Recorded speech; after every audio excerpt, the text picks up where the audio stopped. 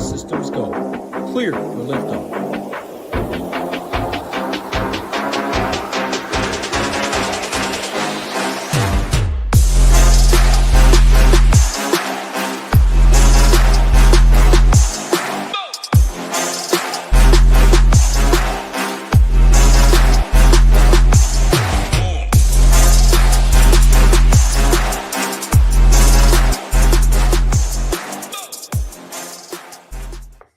What's up, everyone? Tyler Tamboline here, aka ToeTagginTambo, back for the final regular season edition of the NFL show here on the Ship It Nation YouTube station. Got title, got hoop. It is week 18, boys. We made it all the way through to that. We will still have a ton of content for you guys throughout the playoffs. We got the wild card round, the divisional, the championships, the Super Bowl, all that content and more across all the other sports. So make sure to hit that thumbs up, subscribe to the channel, and Hoopster. Bring you in first, man. There is 13 games, but we'll fly through them, I think, because it's a lot of people are on the same stuff. My biggest thing about week 18 is everyone thinks they got the secret sauce. It's like the information is out in abundance, like the Nico Collins thing this morning, within seconds. The second Jane Slater posted it was in our Discord. It was pulled from the projections. I know people look at other stuff, but it's like there's no secret sauce. You'll have it 3 hours before lock, so it's all what you do with the information you have. What's going on, my friend? How you doing? Yeah, I mean, one of these situations where it's much different than, I don't know, 8, 9, 10 years ago, where you had to wait till 11:30, then you really had to sift through a lot. Like, all the news has been out there, and we continue to get nuggets, and week 18 is kind of all about motivation and what teams have to play for, and if the dead teams are going to continue to grind it out, with their players, teams rolling into the playoffs that haven't looked great, like the Rams, like how motivated are they today? It's all about motivation and, kind of going through all the news and the nuggets, the pieces of news from coach press conferences and all that stuff's been out there all week. I'm sure we'll get a couple surprises at 11:30 Eastern with guys being out or inactive. But we'll have a lot of time to, make the adjustments. But, as we go through the slate, there's going to be a lot of spots that we're going to have like zero interest in just because teams have nothing to play for. There are a couple interesting spots where, I think the Rams are definitely one. I think you can kind of play it both ways. I think like Dallas is interesting. What is Dallas going to do today? So you kind of have to take some guesses too along the way. Definitely a good MME day, building multiple teams. Like we talked about it sometimes. I'd definitely advise to, drop down stakes and play more teams if you have like a set sort of bankroll. But it's fun. 13 games. And prizes are big, so we'll do our best going through it all here this morning. Yeah, I think that's good enough for the grand scheme overview, because the idea today is going to be, like you said, it's how we're playing it, and we'll talk about that when we get to the games. Like I think you brought up some interesting spots with Dallas and with the Rams. Those are going to be very important to stick around for, because it's not who you play, it's how you play them. I say it all the time, but I think week 18 is more, and I know others sharper players around the industry have brought it up in the past before, but it's more about playing DFS than it is about like the secret sauce. Like, again, it's all how you're going to put it together, knowing what other people are doing, how you can leverage that, use it to your advantage. And that's what we'll try and stick to throughout the games. But Title, my man, I got to bring you in from the regular season side of things, the last free money Sunday for the regular season, but there's a ton of money Sundays and free money Sundays still coming up that are in the playoffs that we'll be getting after soon. What's going on, my man? How you doing? Yeah, I mean, week 18 isn't not everyone's favorite. I definitely prefer week 1, 2, 3, 4. But with that being said, it's a whole lot of money up top, and it's football on my screen all day, so there's no complaints over here. I'm excited to go game by game, though. I think there's obvious chalk, and a lot of it's good chalk because you know that they will be on the field for 4 quarters, at least you think so. But there's no doubt you're going to get some random guys out there today that might go 8 for 101. It might be 2% owned. So you can definitely eat a lot of chalk. It's just what you do in some other spots, lineup construction wise. Hopefully, when we go through, we can maybe find some of those gems. But it's by no means, I think, a slate where you should have every single player under like 13% in your lineup. I think that'd be a big mistake. That's definitely true. And that's one similarity of like week 1 versus week 18. It's like the chalk can be good chalk because of the motivational factors, the unknowns, the differences, things like that. Got to give some shout outs. Jay Steele was first in, said, sorry, go collect. This one is mine. Go collect. Nice little comeback there. Said, you can be first this morning as long as I'm in first by the end of the night. So we love to see that. Oracle, welcome to week 18. We've been in the new studio since week 6. We appreciate you, my friend, as always, but it's because I just move it around. And so it looks the exact same. That's part of it. And then there was one more. I'll find it there, but I'm going to start with you, Title. We will talk about it. I think it was, this one here. Where was it? This man. Remember this guy? Just here looking for dust on Titletown ceiling fan and picture frames. What? Those are black frames behind you. You gonna give it a little dust? Yeah, I'll give show the finger. Hold on. Look at that one right there, though. See that? Top shelf up there. Yeah, it's a little dusty. No, but that says Titletown. That's a new print right there. Oh, there we go. Is that a Christmas present? Yeah, that was from the wife. I'll wait till I move in another house to put it somewhere else. Everything was already set in stone. So I was about to say, hey, thank you so much. I really appreciate all the love. Let me just put it at the very top where nobody will see it and hide it. I didn't want to rearrange and do all that. I'll be out of here probably in a couple months. So then it'll be front and center. But yeah, I had to shout out that one. No one's seen it. So yeah. White Glove DFS. He's gonna bring it across and pull it. No, that's nice, man. Love to see that. I will I'll let you kick things off today. We're gonna start with the Saints at the Falcons. There's no secret. I actually think Bijan, man, it's close, but I mean, as far as studs go, he's got to be way up there. And especially when it comes to single entry, he could be 50% plus easily in single entry stuff because people feel the most certain with him when it comes to the guys like Puka and Chase and all these other guys that we're going to talk about. They're up there, but not like this guy. So give me your thoughts on Saints at the Falcons to kick this thing off.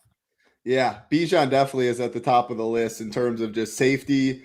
I mean, they're going to be playing. They haven't had much to play for a while. This game does impact the NFC South, though, so it's important for the Bucs who will be watching the Panthers. But no, Bijan's going to be out there a ton. His workload's going to be great. He just came off an insane performance. There's nothing bad to say about him. I think there's a lot of fragile plays up top in terms of spends, and he's one of the most safe ones. Ownership, though, we're showing one of the highest on the slate, 35%.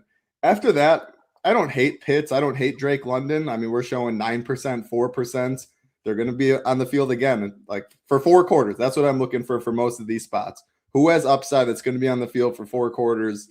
I think they do, but it's really Bijan the most. And then on the other side, I think it's a little interesting because there's no Chris Olave. Tyler Shuck's been good at 5,300. Again, you'll get 4 quarters from him. You have rushing upside. And the stack is so cheap. You have Kevin Austin as their wide receiver 1. Dante Pettis is their wide receiver 2. Their number 1 target's by far Juwan Johnson, though. Shuck, Juwan Johnson, Bijan. It looks good. It will be popular, though. I think Juwan is a smash play. I mean, him and Olave have been awesome recently with Shuck, and now there's no Olave, so the target share even goes up more. But I do think Kevin Austin's interesting. 3,400. Him and Pettis will be on the field almost every single play. You don't really need to do too much at that price. You do, I guess, more than most slates because there is so many cheap guys. But looking at I thought the prop was pretty solid. Let me pull that up quick. 42.5. Not too bad. Pitts is 3 yards more. Drake London's only like 14 yards more. So yeah, Kevin Austin, Juwan Johnson, Shuck, and then Bijan. I don't know how much London and Pitts I'll get at the end of the day. I'll let you guys talk about Estime. I think running back's loaded enough where you really need to do something, but he definitely has shown that he has some upside. Yeah, I'll say a couple things quick, Hoop, because from a DFS side of things, I think it's pretty straightforward. Like, obviously, Bijan's going to be popular for good reason.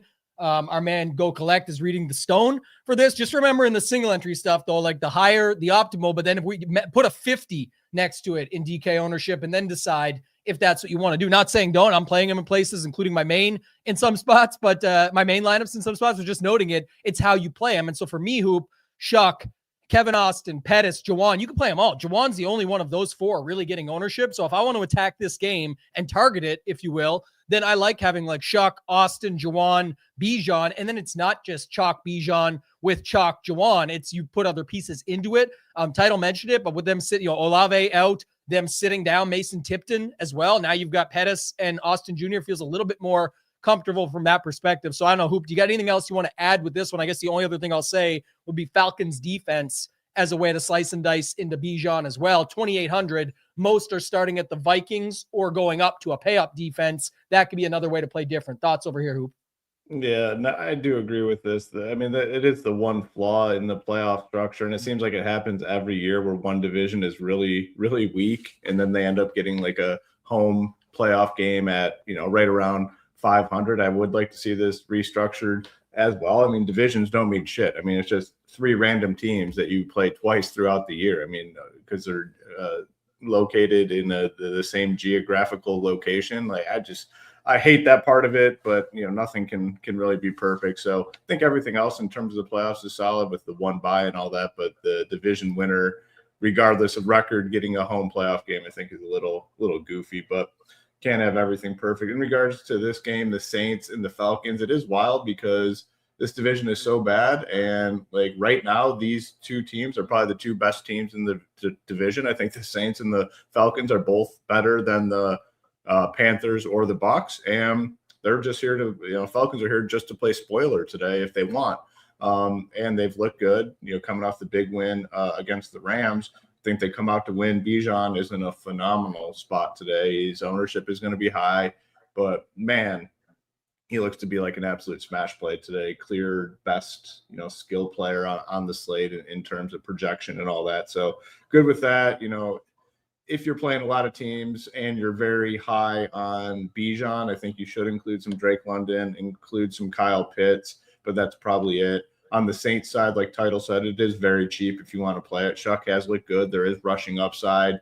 Juwan Johnson looks like a phenomenal play today. I think he's really good. And again, he's going to get some ownership too. But on week 18, I mean, it reminds me of like almost like NBA DFS where like the good, very high owned plays are there for a reason. I think that's kind of the case today. Like these highly projected, highly owned guys are there for a reason. And I don't want to try to make a play on them. So good with Bijan, good with Juwan Johnson. And I'm not going to really play Kirk Cousins. I will have probably some Shuck stuff.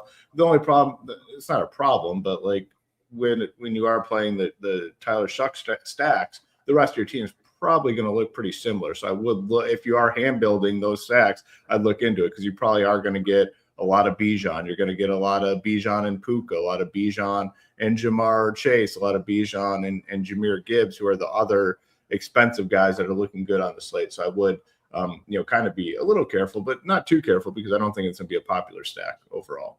Yeah, that's what I was going to say too. That can be like the fourth stack. And then it's also how you play it. Like I said, if you're triple stacking it, then you're way different. And then if you end up on like a Bijan Gibbs or something, or Bijan Chase, whatever it looks like, I'm just saying, yeah, that's where you get different. In regards to Title's last point, I didn't hit on it, but the Estime stuff, there's going to be multiples of Estime that we talk about on this slate, whether it's Estime, Bigsby, Pollard, wherever. These are thin spots, but I think in your MME pools, the one thing that separates you when you go that route is they are different leverage points. Like, for example, Estime, what would make the Bijan stuff not work? It's like if Estime maybe gets rolling on the other side, that hurts Shuck stuff. That hurts the cheaper guys like Juwan Johnson. It's a leverage play to him. It hurts Bijan on the other side. It doesn't mean Cousins, London, and Pitts are going off. It could, I'm just saying, but the Estime thing would set up for that. If Bigsby gets rolling, when we talk about him later, that can affect the McKee stuff and the Coopers and the Dotson. So keep those things in mind. But if you end up on like a balanced build in some way, shape, or form, I think that would be fine. I'm going to go back to you, Title, here in a second on the Browns and the Bengals, but definitely continuing my 2026 the way I said I would. And this man says, Byron says, morning, fellas, been watching you guys all season. I'm going to switching my money from Stochastic to you guys. There's no theory behind what they're doing compared to you guys. Great work. We appreciate you. I think there's great people over there, like a lot of them, including, Alex, Eddie, Tom, Dave, any of these guys think, Greg, they're all awesome people. But if you can have two sites, and if you want to check us out, you can do so for just $19 all access. So use the code SHIP19, see if you like us too. And then if you end up switching everything to us, awesome as well. We're here to help you. Customer service is number one. You can hit us up, info@shipitnation.com, or shoot me or Hoop or Title, any of us a DM. We'll get you taken care of. Title, Browns at the Bengals, my man. The one concern I guess a lot of people have is like, can they go to Burrow here? Because, people are interested in Jamar Chase. We'll talk about Higgins. I don't think there's any interest really on the Browns side, but what are you doing with this game? I'm only seeing 4% for Burrow, and I mean, Trevor Lawrence will be the most popular quarterback on the slate, almost 5 times his own, if not higher, and it's a pivot right in that same range. Him and Bo Nix, I think, are two viable ones. Broncos obviously playing to win. Bengals aren't playing to win, but Burrow's, I see no reason. I haven't heard anything on why he wouldn't play 4 quarters. He's only played 3 quarters the past 2 games because they put a whooping on the past 2 opponents. If he played all 4, he was going off for 35 plus in those games. The matchup is not great by any means, but the Browns stopped the run so well. They're just naturally a pass funnel. Chase, 80 yards receiving prop. There's T. Higgins, and it's already low enough owned. Like, I think Puka will be higher owned up top. People are going to want to go Bijan. So the ownership has to stay in check, around 20% Chase. T. Higgins, we're showing like 5-ish, 6. I'm debating playing Joe Burrow and manually bumping him. Now, again, I don't love the matchup, but just game theory wise, for how low owned he is, I think it's easy that you can just play him and Jamar Chase. If you want to play Higgins, sure. But yeah, that ownership is a little interesting. Passing yards prop is solid at 245.5. One of the highest on the slate, actually. 250.5 is Trevor Lawrence. So yeah, curious to your guys' take on that. On the other side with the Browns, it's really only Jerry Jeudy because he's 4,100 and he's wide receiver 1. But I mean, man, it's been really, really bad for Jerry Jeudy. And we have so many cheap options. I don't really know what to do. If I go Burrow Chase, I guess just Jeudy as the run back makes sense. Hopefully he speeds up the game and somewhat keeps it close. But I'd be lying if I had any confidence in Jeudy. But yeah, what are you guys' thoughts on Burrow? Because I'm going to play Chase by himself for sure. But why not just plug in Burrow? Salary doesn't mean too much.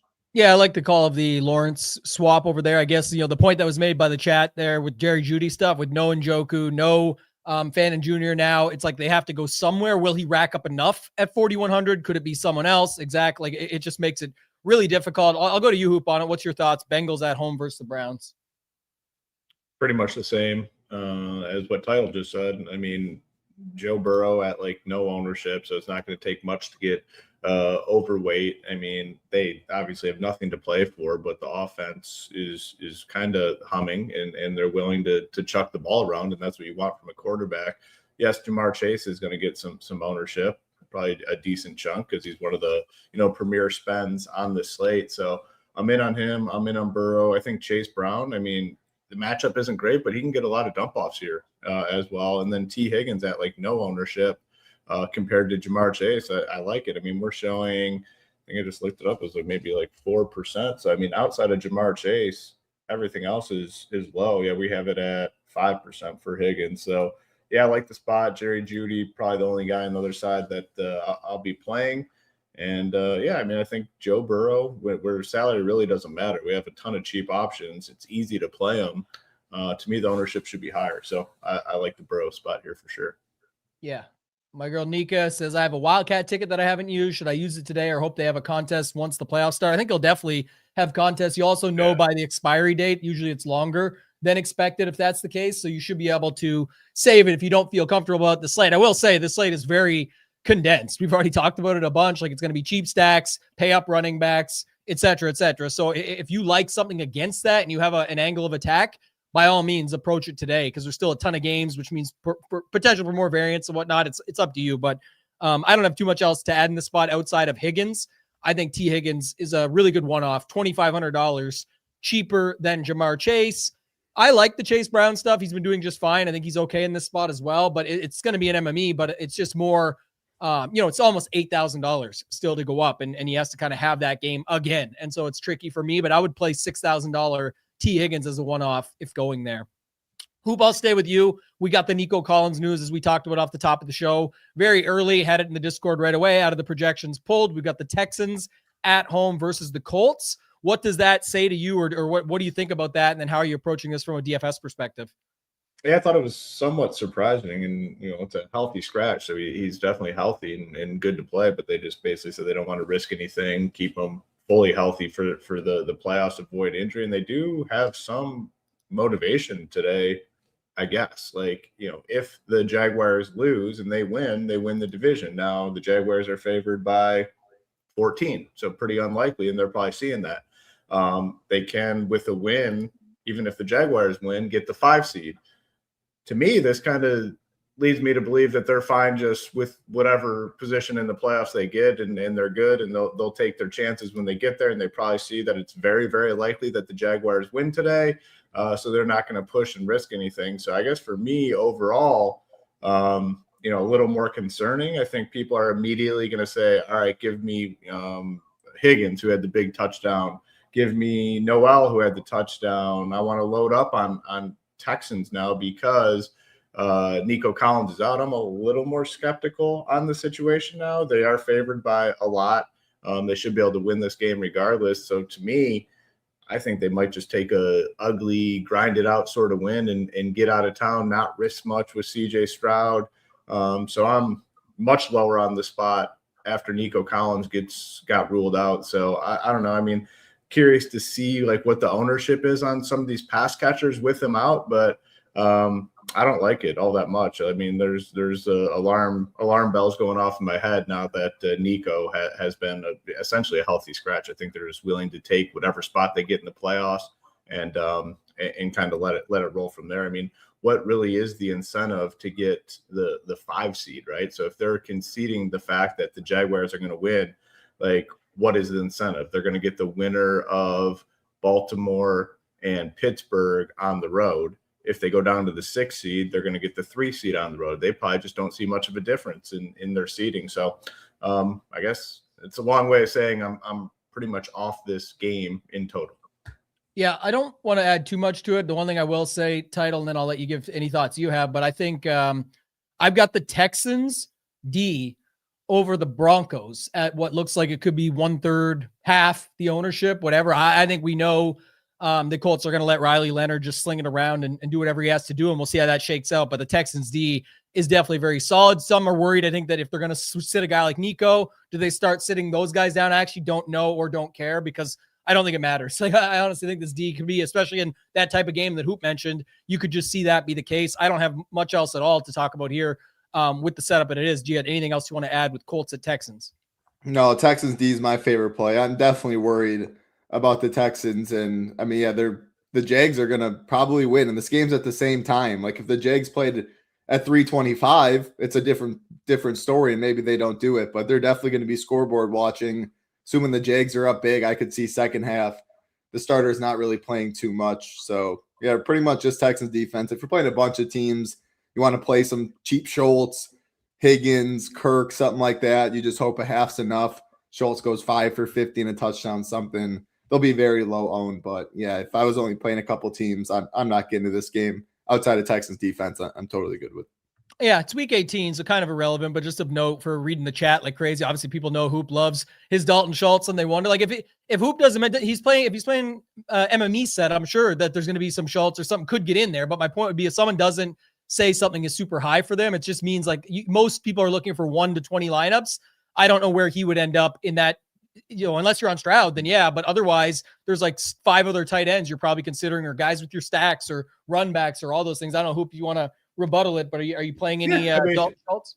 The way we're talking about these games is much different than we've talked about the games the first 17 weeks of the season. It's a different strategy. I mean, motivation is big. What we think the coaches are going to do is big, and that overshadows any sort of preference for a play, if that makes sense. Like, I might like some of these guys as players, and maybe I liked them last week, but the way I think these games play out and the coaches manage it's going to be way more important than my feelings on an individual play, if that makes sense. Yeah, that's kind of what I was trying to say, and I'm glad you sort of put your spin on it. But title, I'll stay with you. We'll go to the thought you brought up earlier. Obviously, Trevor Lawrence going to be extremely popular on this slate. Interestingly enough, I think people are sort of obsessing over that in the sense of like people are stacking him up. It really just looks like people are going to go Lawrence, Myers, and then move on. And because now it allows you to fit everything else. They have motivation. It's a huge team total at home. It's a great matchup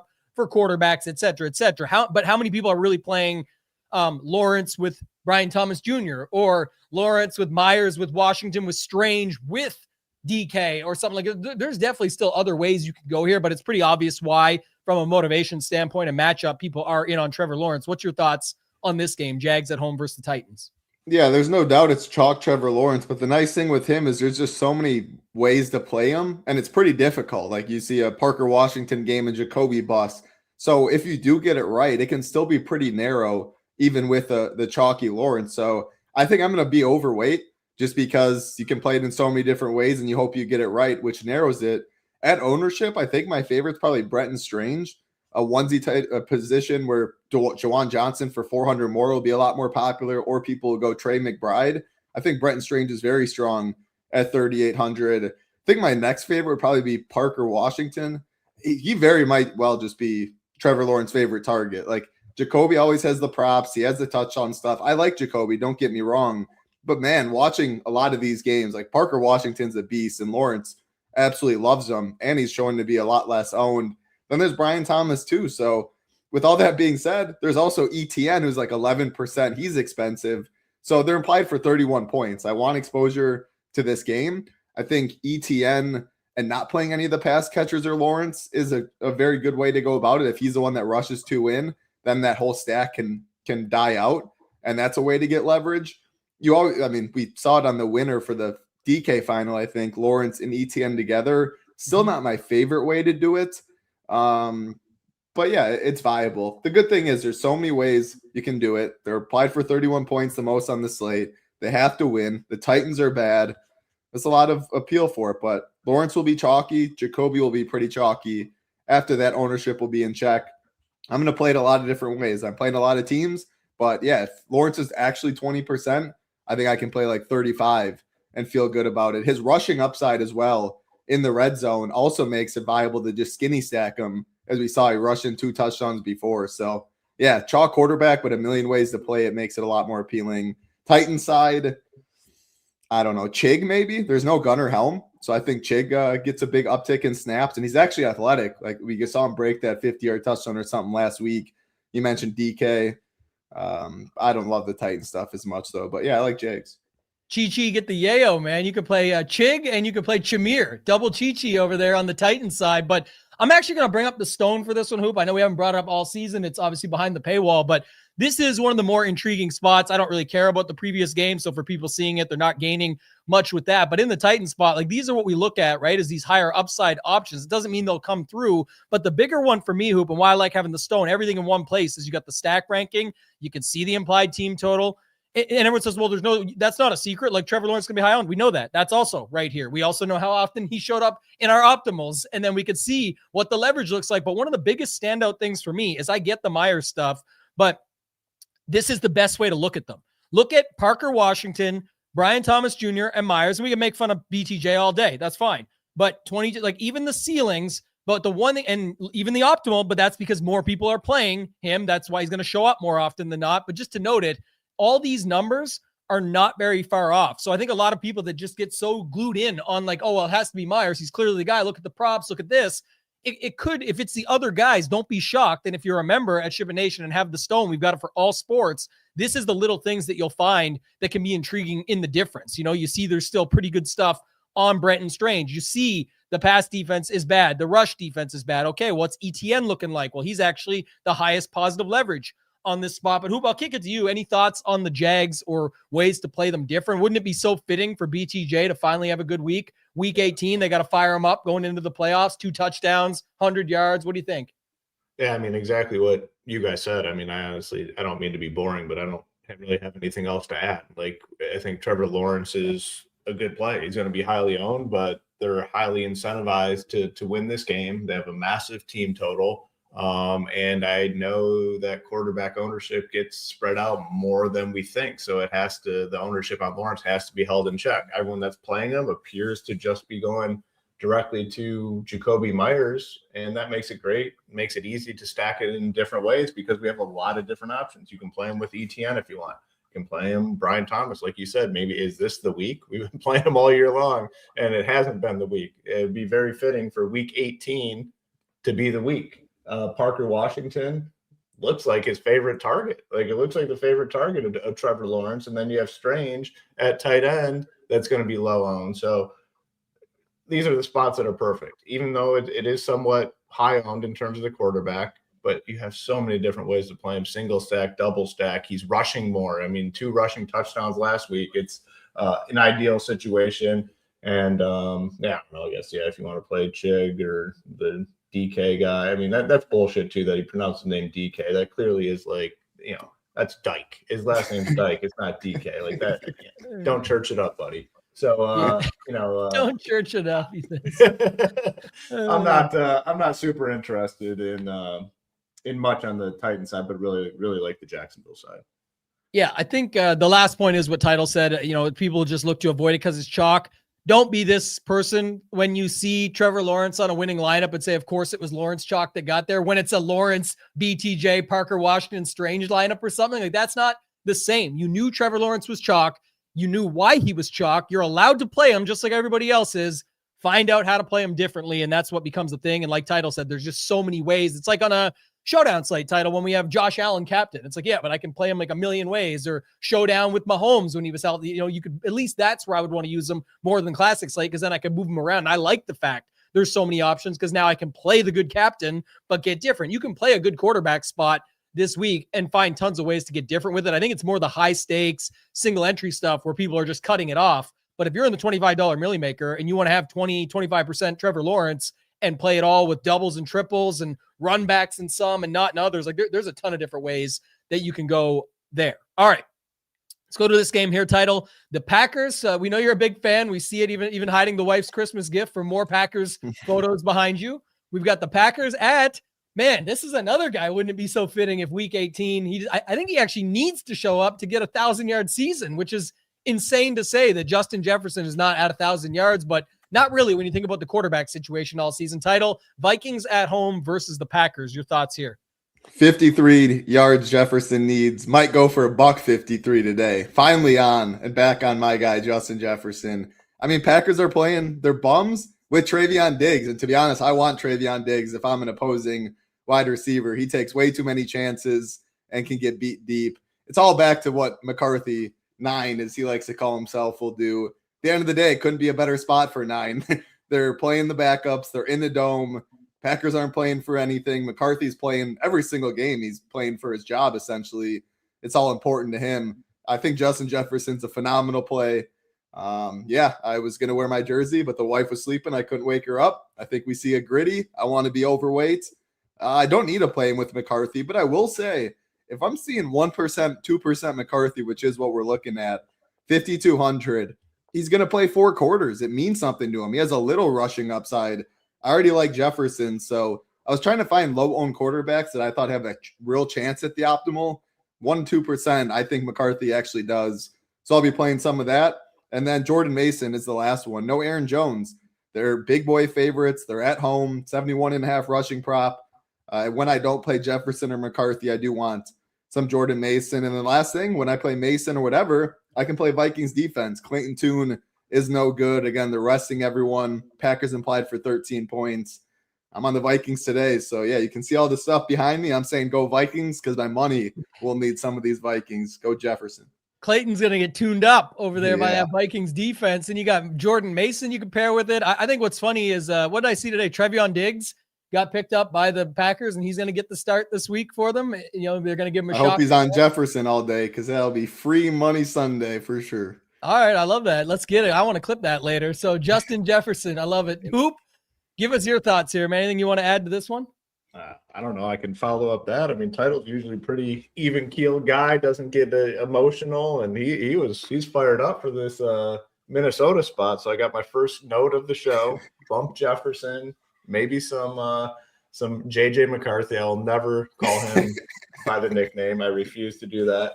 But yeah, I mean, they're probably, a team that's going to go out there and try to prove a little bit of something. I mean, JJ McCarthy, I mean, they're talking about going after like a veteran quarterback after, hey, how about the guy that you had last season that went 15-2, that Sam Darnold guy, like maybe he was the answer. But I am somewhat interested, no Aaron Jones, no Hawkinson. You got a cheap tight end in Oliver. So yeah, I'm going to play some McCarthy, I think. I don't know how I feel about it, but he still does have Jefferson, Addison in play. I mean, Jefferson, what is he, 5,800? Yeah, I'm bumping him up a little bit. First note of the show, first handwritten note as Title was talking. So here's a second note: is if the Cowboys get rid of you, you're probably not good. So yeah, especially like if you're a defensive player for the Cowboys, yeah. All right, well, let's use that to segue then, Hoop, because you talked earlier about, I think it's a really important game on this slate to talk about is the Cowboys at the Giants. So I'll stay with you here. Jaden Blue looking quite popular. Darius Slayton looking quite popular. That's kind of the secondary stack I see people going to quite a bit. What do you see here with this one, Hoop, with the Cowboys at the Giants?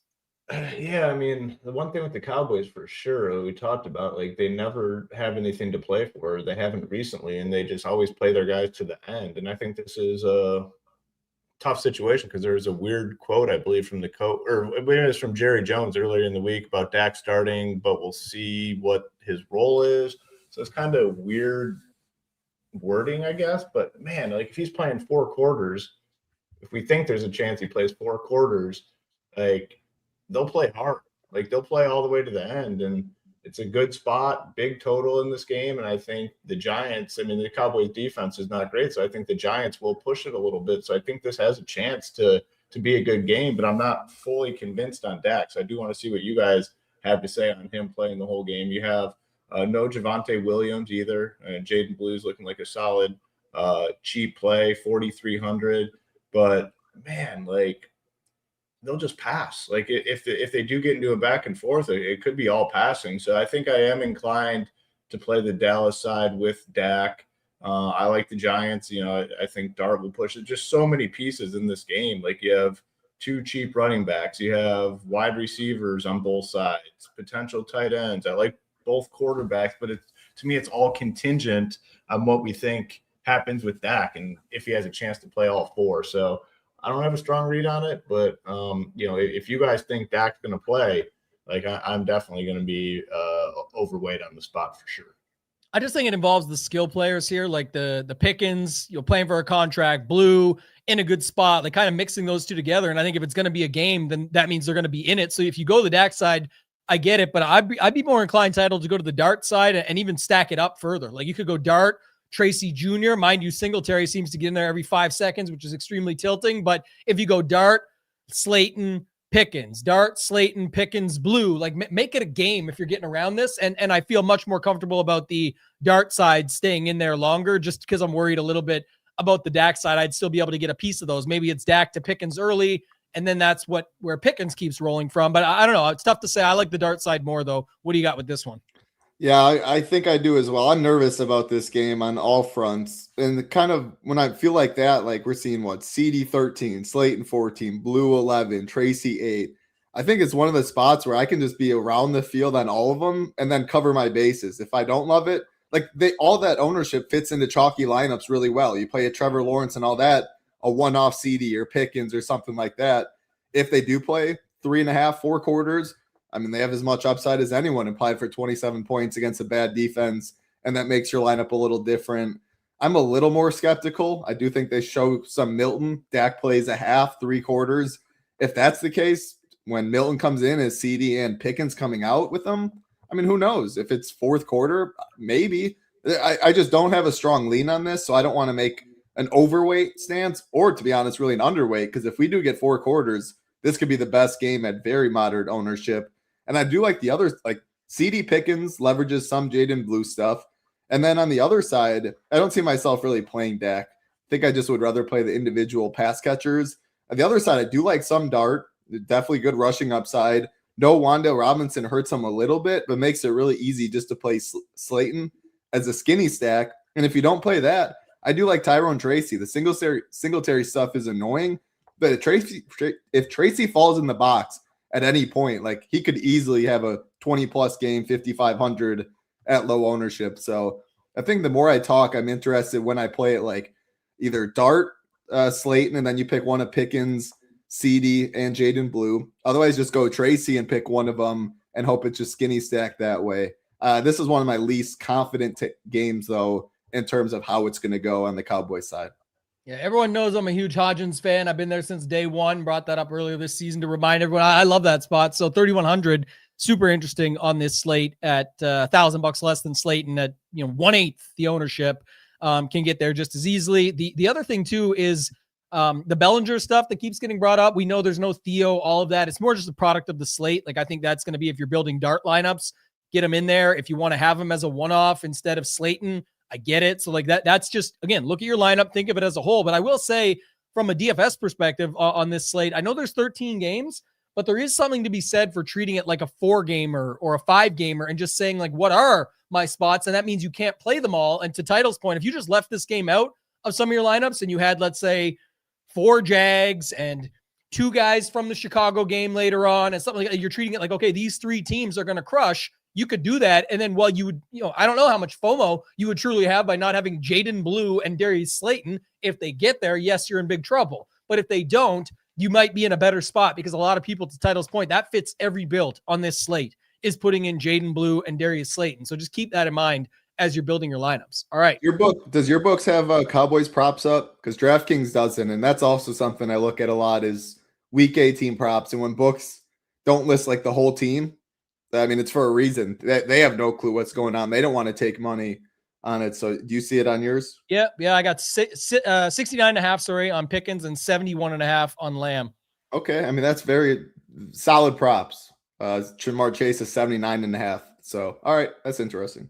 Yeah. Lamb is plus 115, Pickens plus 155 to score. Jaden Blue minus 135 to score a touchdown. His rush and receiving prop is 67.5. Rush standalone is 56.5. So not expecting a ton of passing work, but just that. I mean, the thing is, CD and Pick, like they can get there in a half too. I mean, this Giants team's bad, even when they air it out. So yeah, I think I'm gonna get a little, and you can definitely play Dart naked.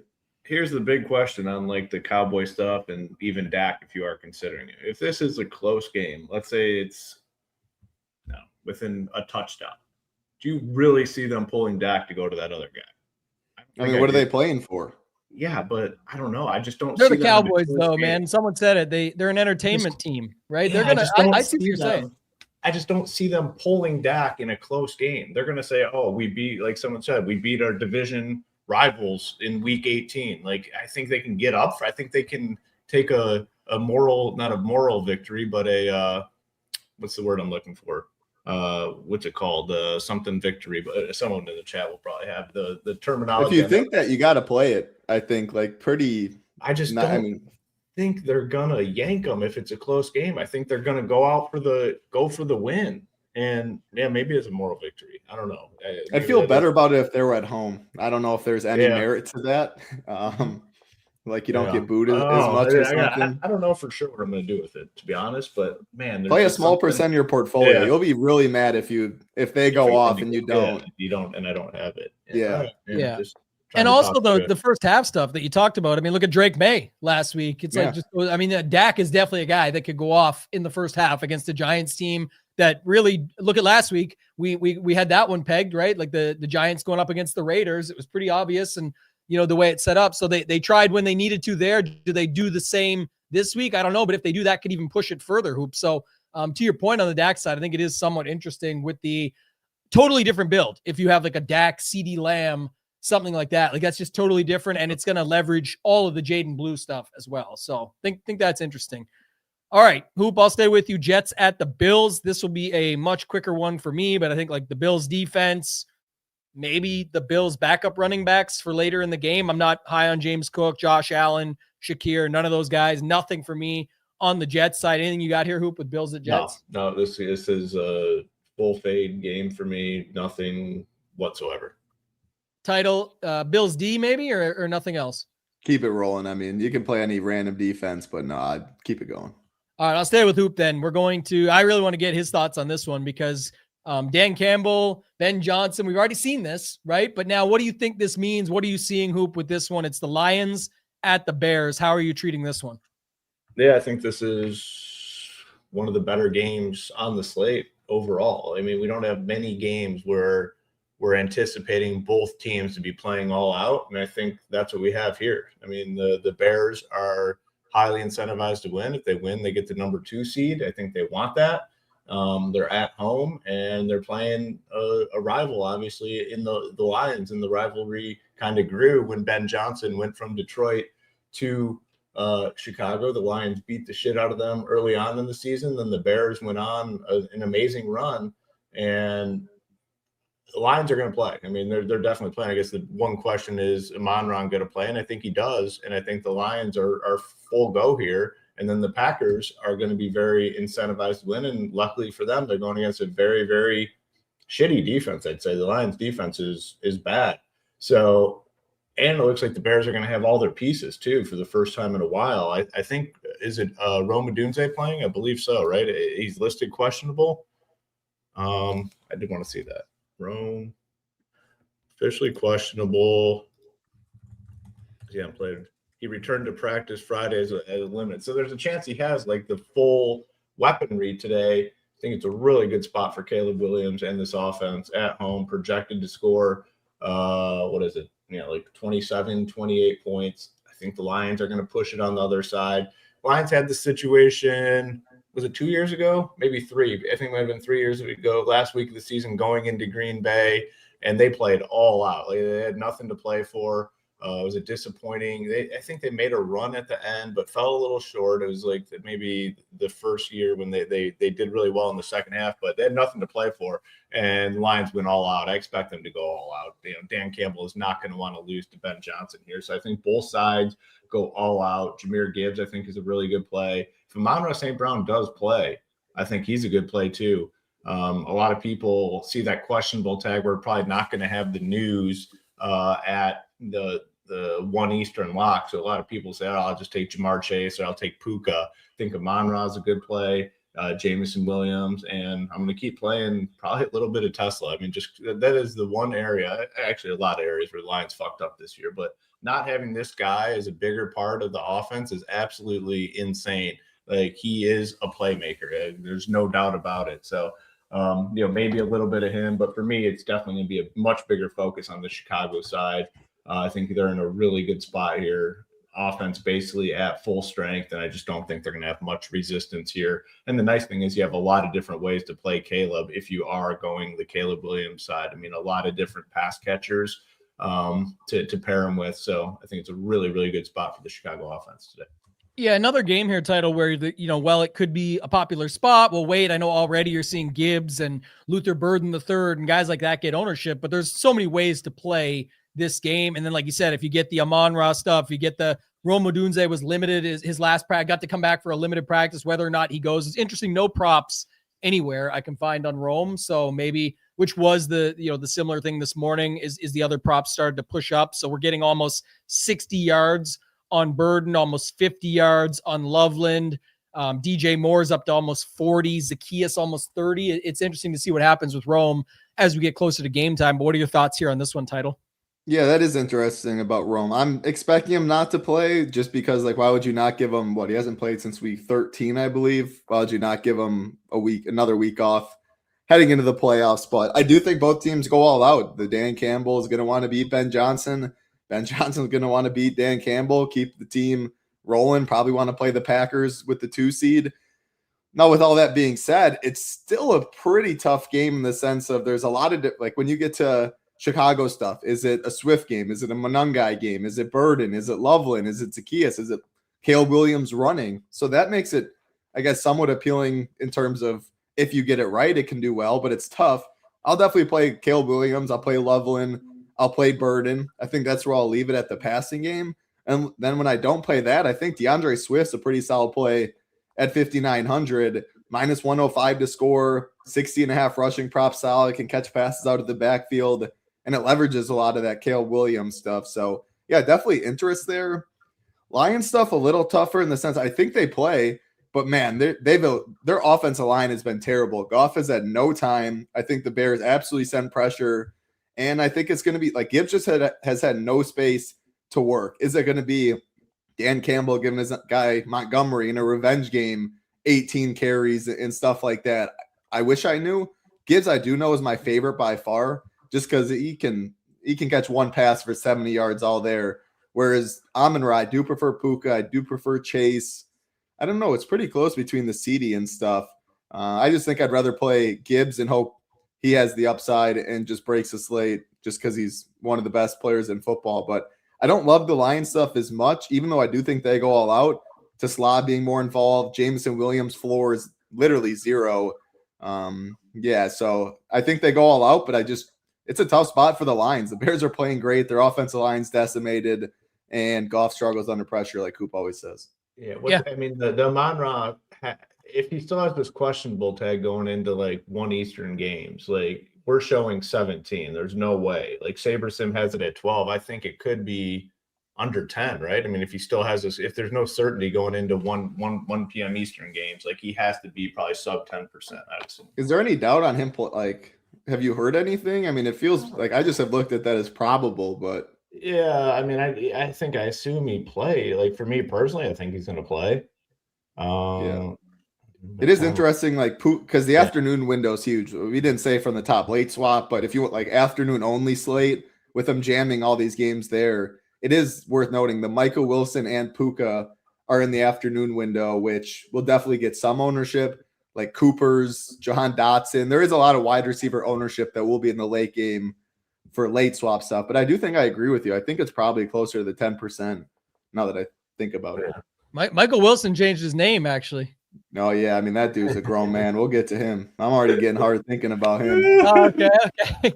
One last thing I'll say is JMO. I love the zero floor on this slate because, people think that's weird to say, but it's like, that's what you're playing for. Like the thing about what speeds this game up is if Jameer and JMO, earlier we had Chi-Chi, this one we got the Jaws, man. If we get Jameer or JMO getting it rolling on the other side of that game, and then you got cheap plays in Williams, Burden, Swift, Loveland, etc., that's where you can really get this game rolling. And then if you see it hitting those totals, those guys speed it right up. And then you get Dan versus Ben, little back and forth, those guys going. We could see a little bit of fun stuff happening here. So that's how I kind of want to speed this game up. I think JMO is much like Higgins earlier in talking about a spot where the ownership is so low for a guy that could have a consequential score on a slate like this. So I definitely think it's, again, while I'll take the zero floor, I know what I'm getting with it. I could take the 35 up top if it happens. So I'm looking for stuff like that on this slate, especially in MME, $1 million up top, that type of thing. So some quick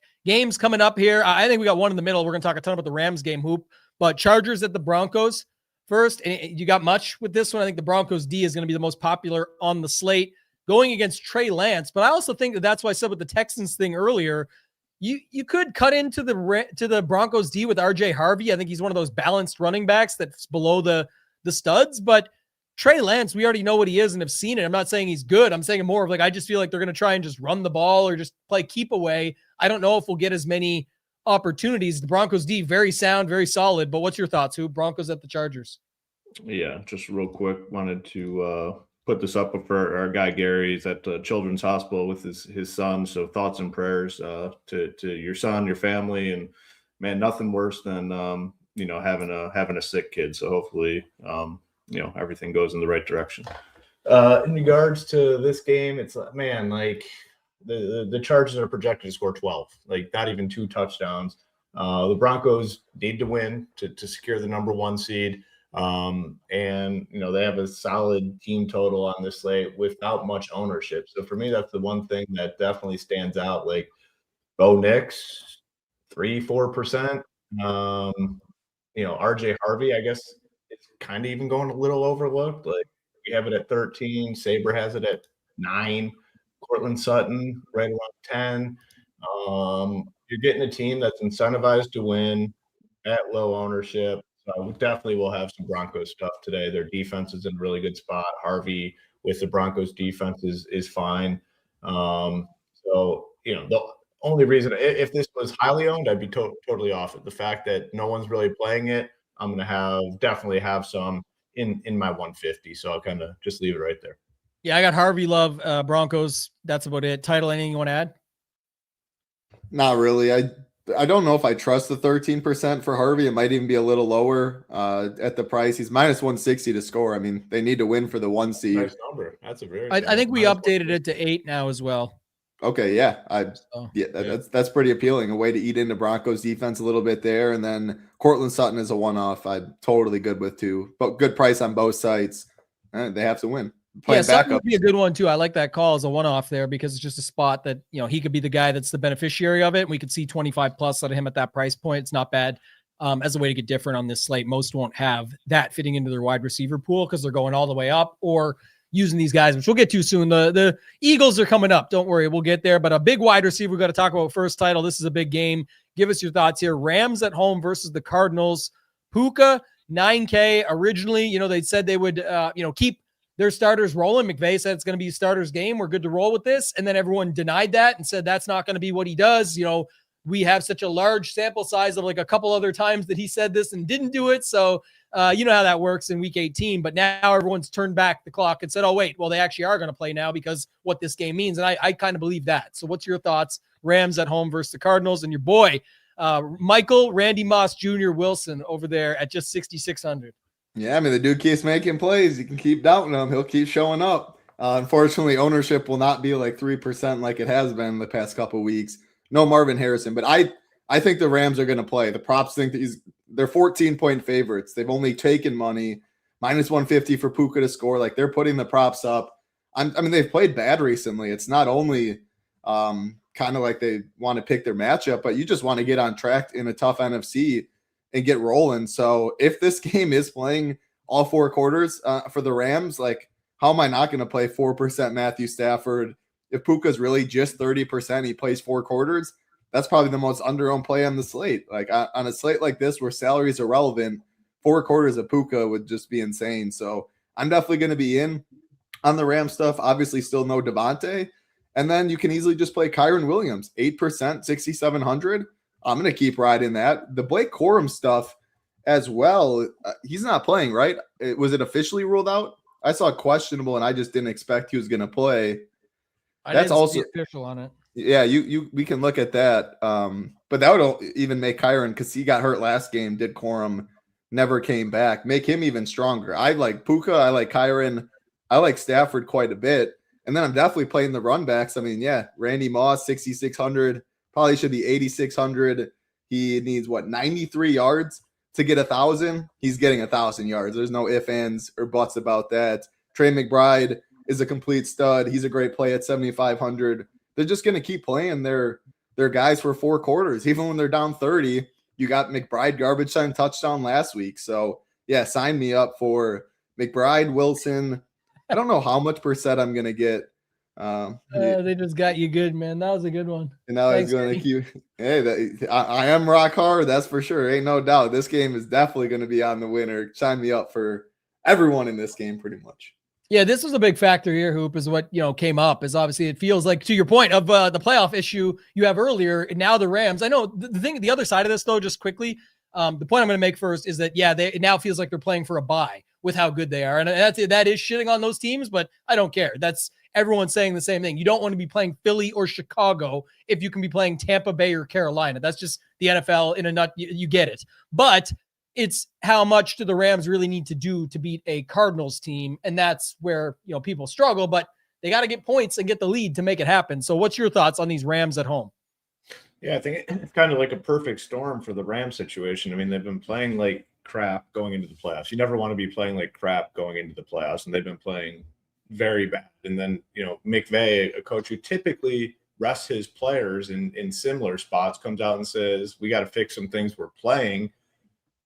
Kind of believed him when he said that. I didn't fully believe him. And then last night, the Niners lose, which gives them the path to the 5 seed, which with a win. And to me, if you're the Rams and you can get the 5 seed and play the Panthers or the Bucs, it's almost like a first round bye, and you get the opportunity to potentially right the ship 2 weeks in a row, where you beat up on the Cardinals this week, go into the playoffs, and you get, definitely the worst team in the playoffs. Whoever it is, probably going to end up being the Panthers, who they did lose to, I believe, earlier in the season as well. So maybe a little revenge spot in the playoffs. I'm playing it for sure. And I'm going to play in a big way for all those reasons, plus the run backs on the other side. I mean, anytime you can stack your team, your main team, and you get to play a generational talent in Randy Moss as a run back, you can't pass up on opportunities like that. So that's what definitely, I like to hear. Definitely in on Moss Jr. today in a big way, a big way. I mean, and it wasn't a huge thing with Harrison coming back. He didn't have a massive role, but anytime Harrison has been out, Marvin Harrison, Michael Wilson has just absolutely nuked. The targets are insane. So you have him and McBride as just clear run backs, guys that can get combined. They could end up with 30 targets, between the two of them.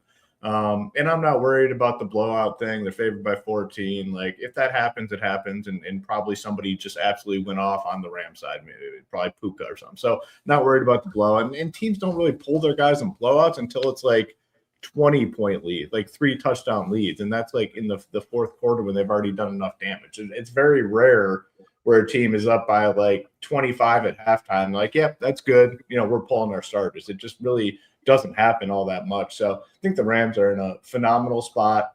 I'll definitely be loaded up on them for all the reasons mentioned. And then you have just the 2 run backs on the other side, Michael Wilson and McBride, who are both individually phenomenal plays. So I'd say, yeah, probably my favorite spot on the slate here.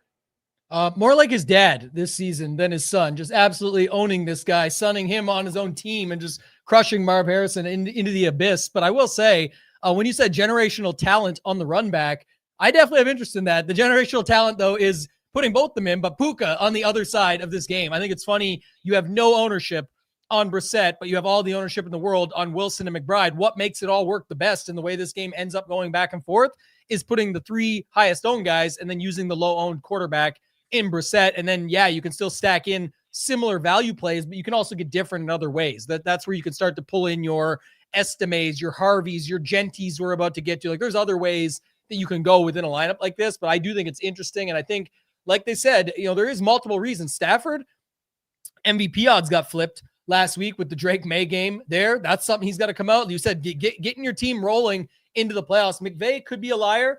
That's fine. But there's a way that you can still kind of find out, because even if he was a liar and Puka got pulled, it might be after he's already done the damage. Who else on this team is really doing the damage? It could be Williams, to Title's point. Anytime you can get it. It looks like Corum is in the same camp as Rome Odunze. One limited practice to end the week. Why would they bring him back in? Do they even need him here? That's how they could be looking at it. So again, we'll wait and see. We'll have inactives and everything rolling here in a half hour for the early games, but this is an afternoon game. So you'll have to keep that in mind as well. 6,700 right there. If you didn't, if you had a worry, I mean, you could have RJ Harvey in that could move to Kyron. You could have Kyron in that could move to Genty, who we'll get to in a second. So there is late swap opportunities everywhere on this slate. And I think that's just something to think about. But Brissett, Wilson, McBride, Puka, definitely think I've got interest in some of those stacks and putting it together that way and just getting different elsewhere. Maybe a quick one here, Hoop. Raiders at home versus the Chiefs. Michael Mayer, of course, comes in last week, or Mayer, whatever you want to call this guy, comes in and has his ceiling game as the 40% owned ultimate main event play of the week, and he goes off. But he's 3,500 now, not stone minimum, 2,500. You got Genty, who's in that mid range that we talked about. Any thoughts on Raiders at home versus the Chiefs? No, I'm not playing anything here. I don't think. I mean, unless something sneaks in, and if anything gets into my lineup, it's going to be at low ownership. But just nothing. All right, Title, anything for you? Or defenses, yeah. You can play the defenses if you want. I don't know. Genty, I'll be maybe mixing in chalky teams. No, please don't, man. Come on. We already went down that path. I told you no, and it wasn't. And then the next week he has 34 somehow, exactly. 2%. Last week there was a ton of places probably telling us, but the ownership didn't reflect it. It's like he still got all those chances, but man, that was rough scene. And again, it's what I always said. Look at his props last week. What was 109 all purpose, minus 150? Like the guy didn't have any crazy game, and he always has good props. That's the thing about Genty. But I'm with you at 64. The difference is this week, Title, why I'm more with you on this is it's like nobody's playing these mid-range running backs. They're all playing Gibbs. They're all playing Bijan, and we get why. And then they're all playing Blue, maybe some Bigsby, some Wright. At least those guys are still ahead of these. And even though they're not getting as much ownership as I would have thought originally, it just makes it so that this stuff has to just go overlooked, and maybe more of a late swap thing, but definitely think it's at least somewhat interesting. Anything else, Title? Yeah, just when I'm playing Trevor Lawrence chalk teams or Puka, Michael Wilson, all that. He played 80% of snaps. Do I love it? No, but yeah, I mean, Hoop's always right when it comes to this stuff. No, not always. It will be Kelsey. I got to pick my spots.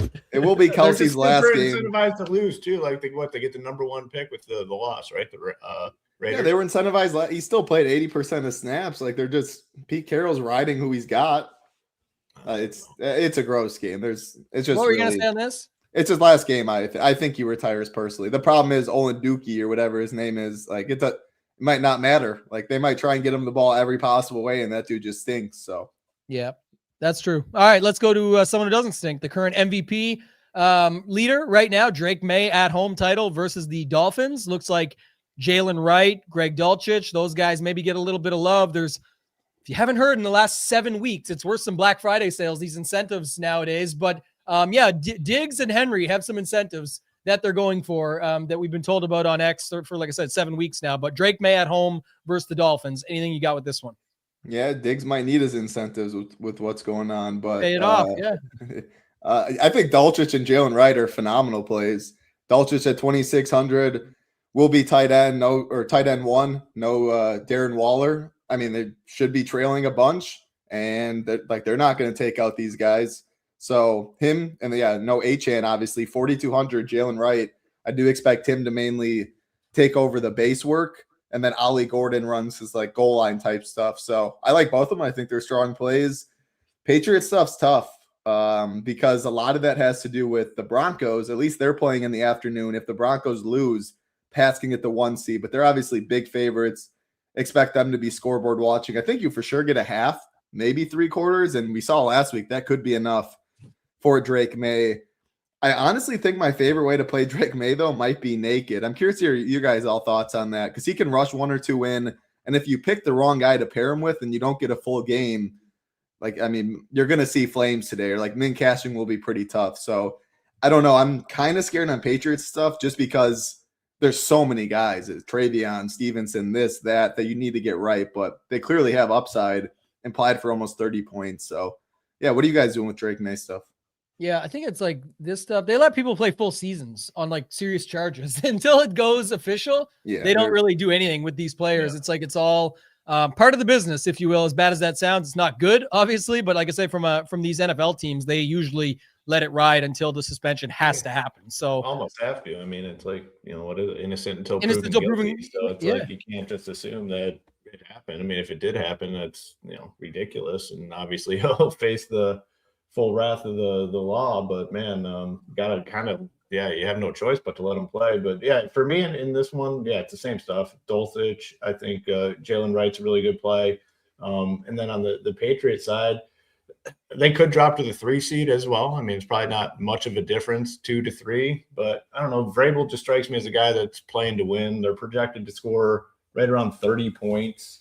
Nothing's coming in like super highly owned. I will be more focused in on like Drake May stuff to Diggs and Henry. I don't think I'm gonna get too crazy with the stacks, just kind of play it straight up. And the running backs a little bit difficult just because I do expect that to kind of be like a full-on split between those guys. They're not going to run one of these guys into the ground today, so it is a little more difficult. So definitely be more focused in on the Drake May stuff, and got really good run backs on the other side, like really strong run backs at cheap that can make a lot of different things work. So in on the Patriot stuff, but mostly revolving around Drake May, not necessarily the running backs.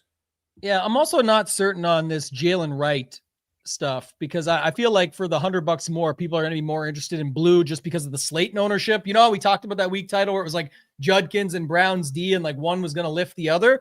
I think Slayton is way more popular than any of these Patriots. So therefore I expect a lot more people to play like blue and Slayton, which blue definitely cuts into Wright, and Wright is in a good spot. And I don't think he's going to get completely undercut, but I could see where he drops a little bit more. I think it affects a guy in the next game even more actually, but I think Henderson is still interesting here. I think Stevenson is still fine.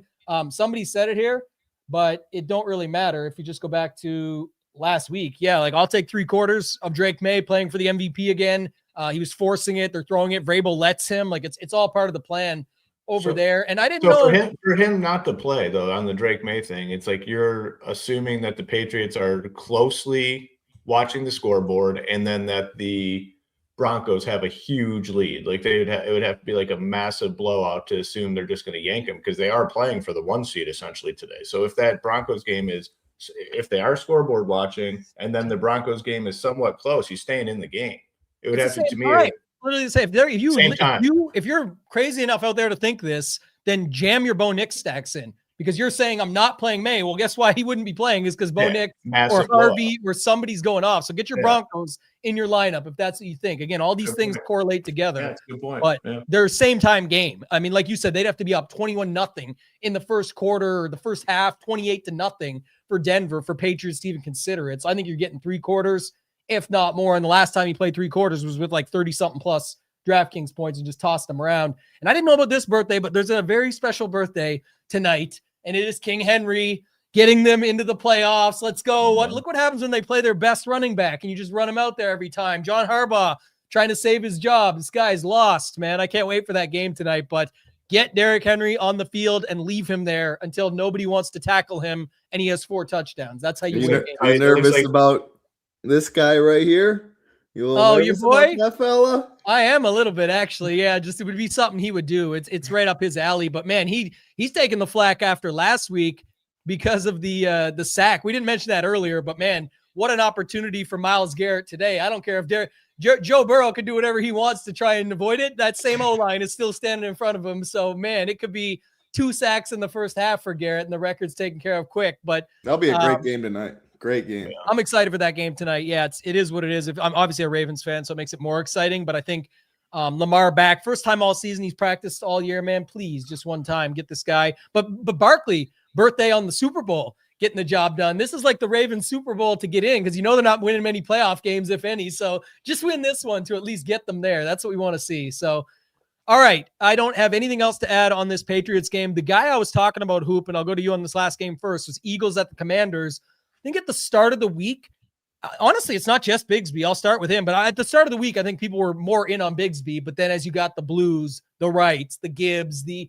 guys up top, the guys down low type of thing, the Gibbs, the Bijans, etc., you can't play them all. So Bigsby, I think, goes a little bit overlooked here. And even the start of the week was more like McKee and Dotson and Cooper and those guys, because there's no run back, because there's no real love for, I mean, people are playing it for sure, but it just doesn't feel like as many that we're talking about it are actually going to be about it now by the end of the week. What do you think? Yeah, I don't know. I don't know how to play this. I haven't like fully built teams yet, and we'll see. But it's like, I think like with the pricing and everything, like they still have to, the Eagles stack would still have to do something pretty substantial. It's not like they can just go out there and, do a little bit. So I don't know. I'm not super excited about playing it. I mean, they're clearly totally fine if this game was like, nonstop running and whatever the result of the game is, it's cool, just trying to get out of town sort of thing. So I don't love it. I know people are going to be on it because it's super cheap. You get, McKee and pass catchers, you get a quarterback around 4K, you get pass catchers under 4K. I don't know. I'm not going to have much of it. I don't know. I'm just not super excited about it. I think it'll get some ownership, but like you said, less than it was going to get earlier in the week. So if you do like it, it's going to be a little lower owned, but the Eagles clearly have zero interest in taking part in this football game. And that always scares me. Title, I'll tell you right now, this one, first off, actually, let me do this. There is nothing. So my man, I love Tyler Hicks, but there's nothing I love more than a strong 2-game sample to show this off. That's for sure what we're going to get to. But I do love hearing it, Tyler. That's what we like to see, man. Just crushing it. But I think his birthday is the same time every year. Dehember is a real thing. And I honestly think, as much as people make fun of it, the truth of the matter is the facts. You aren't tackling that guy when it's any temperature in December, pretty much anywhere that the Ravens and AFC North team are going to be playing. So to me, super excited for that game tonight. But Title, you've heard me talk about the combo pack before, but hit you with a little Verizon. Can you hear me now? Can you hear me now? Talk about the bundle pack on the Eagles. We got McKee, Bigsby, Dotson, Cooper. I think it's $17K for their whole offense. And you just jam them in. They're going to score 25 points plus. Let's see if they do. You say that with your bundle pack, right? You save. With the bundle pack, you always save. So get the bundle pack, get McKee, Bigsby, Dotson, Cooper, roll it, and then don't put the same shit everybody else is putting around it, but put something in there because you can afford whatever you want. I just think that's super interesting. And I'll give you one example. If you do that, and someone will probably copy and go ahead. It's like, this is what I was saying earlier. If you just make it a smaller slate, okay, I'm going to play those 4. Maybe they don't all score, but they do enough for their price at $17.5 or whatever it costs. Well, maybe that it does obviously afford me to play Michael Wilson and McBride.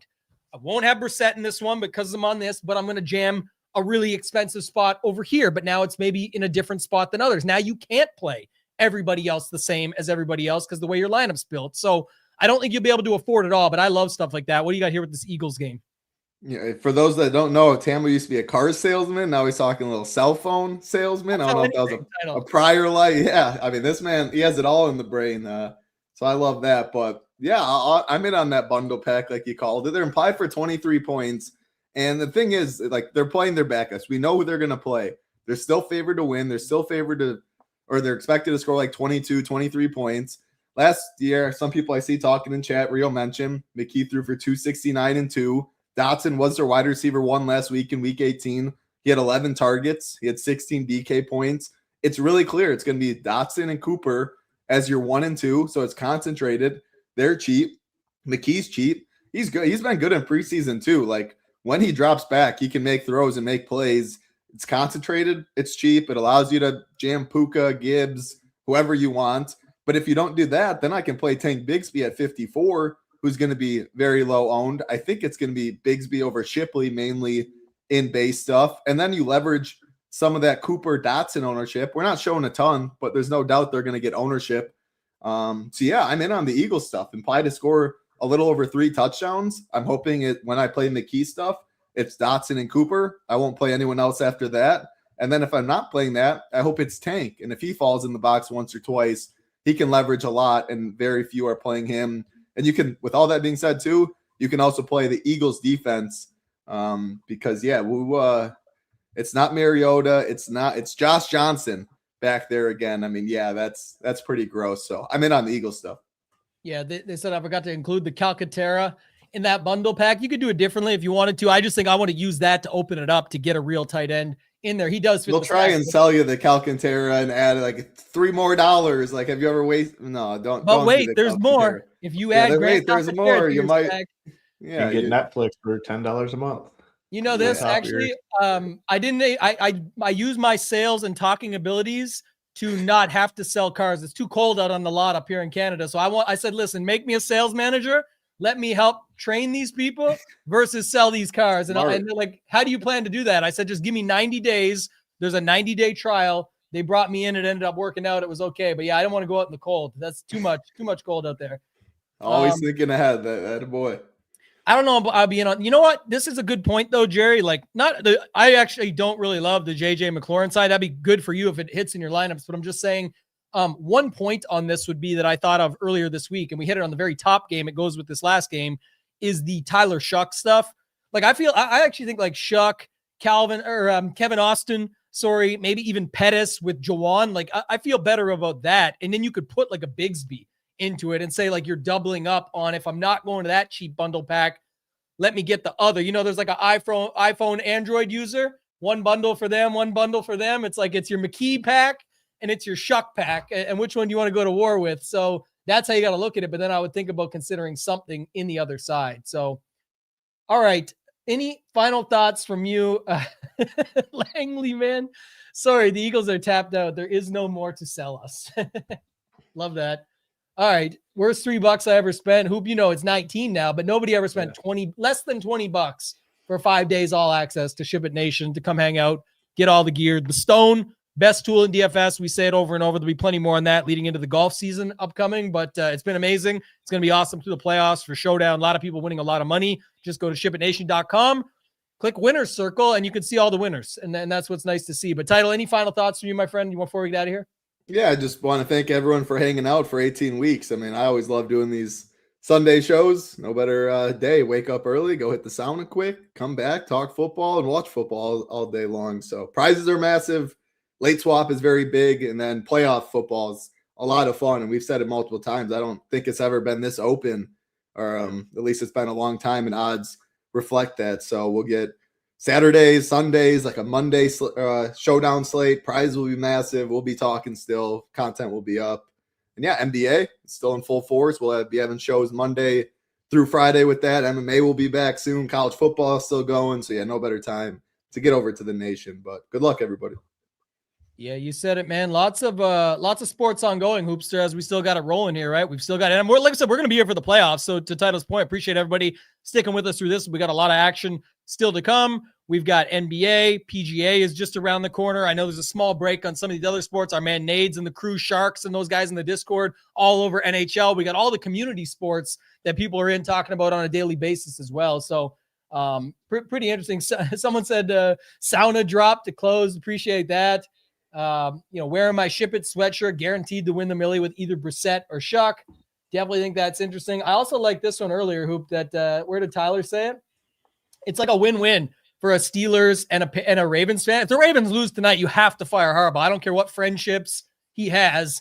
And I don't know if it's the same because Tomlin obviously always wins, but it just came up. Schefter, head coaches John Harbaugh's future with Ravens is up in the air as we're talking. That's crazy. Is he going to throw Keaton Mitchell back there for 3 straight runs? Dude, if he does, he's dead. The minute he said that stupid thing about the running back rotation in a must-win game, that was it. And this is a sad scene too. I mean, Hoop just bought a new vehicle not too long ago, and people buying new things all the time. we definitely aren't giving the vehicles away. The thing is, Canadians are so nice. They actually get the most taken advantage of in the finance office and in all the add-ons. They got your weather tech mats. They got your rust inhibitor. They got all this stuff, inhibitor. But yeah, if you're ever at a car dealership, just know, if you don't already, it's not just used car salesmen. You're getting ripped off very badly in a lot of different ways at car dealerships. And if they agree to whatever you think you're nudging the significant other on is a good deal, you still got ripped off. That's actually the worst deal. You didn't get anywhere. So go ahead, Hoop. I'll let you chime in. Anything else? Oh, in regards to the car stuff, I mean, I would be the easiest. You guys would love me. You're the car salesman, because I literally just tell them I want that car. Have it ready for me. I don't want to test drive it. I'm coming to pick it up. What's the price? And let's move on. Like, I can't do the negotiating back and forth. I know I'm going to get ripped off some way, shape, or form. I accept that. Give me the vehicle. Let's, cut out all the bullshit, make this a quick and easy process, and move on. Yeah, the best way someone said, I'm bringing the lot lawyers, they're called. People bring in their buddy that knows something about vehicles or about how you get ripped off at the lot. And as the finance manager, unfortunately, sir, talking credit and privacy act in here with your consumer, you'll just have to step out. They'll be able to come out. And then the lot lawyer hates you even more. But it's like, at the end of the day, do you want the truck or not? Got to get it done. All right. Yeah. What was the last thing? My man Avery. Yeah. We do wish happy birthdays on actual birthdays, but if you want to have one now, because we won't see Title tomorrow, no Monday Night Football, give an early happy birthday to Avery. And I believe, Title, this is correct. Your birthday tomorrow as well, day after King Henry. That is correct. Avery, good memory and happy birthday to you, assuming that's how you remember it because it's yours. But yeah, that's awesome, man. Love that. All right. Hoop, what were you going to say? Happy birthday to Title tomorrow. You were not going to say that. What were you actually going to say? Yeah, I wasn't going to say anything. I was just reading some of these comments, but then I was like, I'll throw out the Title happy birthday. It's not my birthday yet, but I appreciate it. Yeah. No, I was just reading some. One thing I was going to add in regard to the DFS slate was, make sure we got 10 more minutes. Could be a couple surprises. I mean, the news is much more out there than it was in the past, so shouldn't be many surprises, but you never know. Week 18 could get a couple surprises. So make sure in 10 minutes and we'll have everything posted in the Discord. Oh, no, Hoop. I just got a text from my brother. It says, I've never seen a show fall off as hard as Landman Season 2. Really? Man, just watching the – and my wife – damn. We're watching it live through, but it's like it feels like a setup season. Like they're setting it up for the future, so it gets really boring and slow a little bit. But, yeah, said Landman is off to a slow start. He doesn't. How many siblings do you have, Tambo? I got a half brother, half sister, and a step brother, so 3 total. Nice. Yeah, my brother's the youngest, oldest, middle. I'm the oldest. Yeah, I'm the oldest. My brother's 5 years younger. My sister's 10 years younger, and then my step brother's like 8 years, or 12 years actually in the difference. I was thinking of him versus my other brother, but yeah, it's a little bit of a difference, but. He's watching the show right now. He said before football starts, and he said it's a brutal season 2. First season was that's good. Disappointing. I haven't started season 2. I was looking forward to it. That sucks. It's ruined Hoops Day. Yeah, they got to do like Sons of Anarchy was a popular show back in the day that I liked, and it had I think it was season 4 for that one, but they did like a slow season, and everyone's like, "Oh, this fell off. I can't believe they did that," but it was all a setup. It's all just they set it up so that the future seasons can be better. So it's already been renewed to my knowledge for season 3. So they're clearly just setting shit up. So got to deal with it. All right. And this says false, hardcore false. The gold medal roofing company, Jason Runyon, got us covered. False, man. Selling roofs. That'd be fun too. That'd be different. No. Yeah, that'd be. All right. Anything else, guys? Anything else you want to bring up? We'll get out of here. We got inactives coming out shortly. Anything you guys need will be in the Discord. If you want to check out shipitnation.com, go to the site, click join the nation. The 2 trials are there for the day pass for $9, no Discord, but the best deal for sure is the 5-day, shows you right at the top, best value. It adds the Discord and gets you 4 days extra for just $10 more. So check it out. Go to shipitnation.com for the regular season. We're done. For Title, for Hoop, and for myself, ToeTagginTambo. Let's ship it.